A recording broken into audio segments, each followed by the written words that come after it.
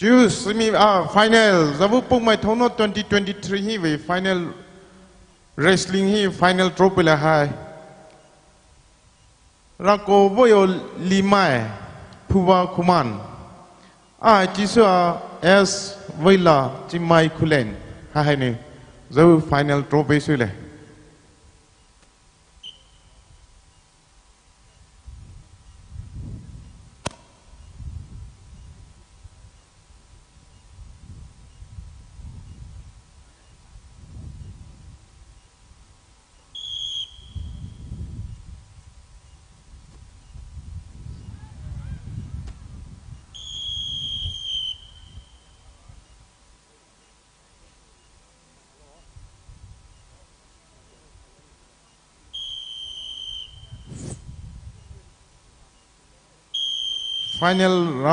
final match chu ra ko voi nu bakhali potho pakata bu bu de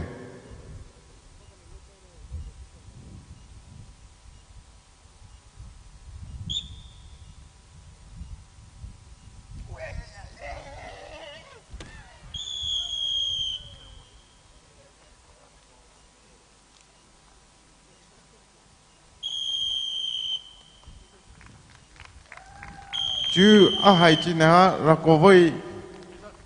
cô với limai hana no potola hana no chứ champion đi bung mai thono 2023 champion hana ra cô với limai hana no ngola bu de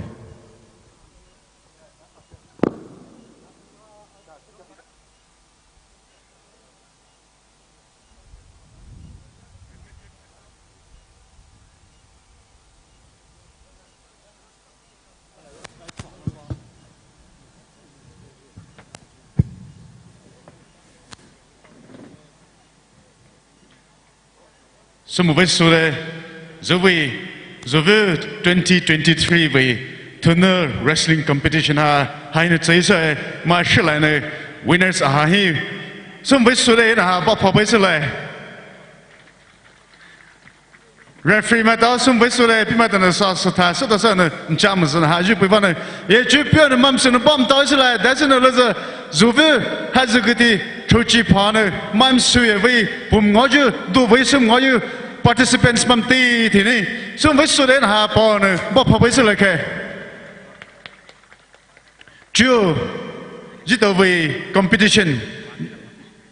competition về press distribution telehip chơi sẽ là này Mr. R.S. Lakisan, Cultural Secretary, PNU, pivotal happen be. Tralo.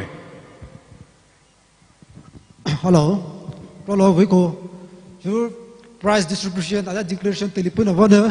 Listener, mamso, listener tập sự lo.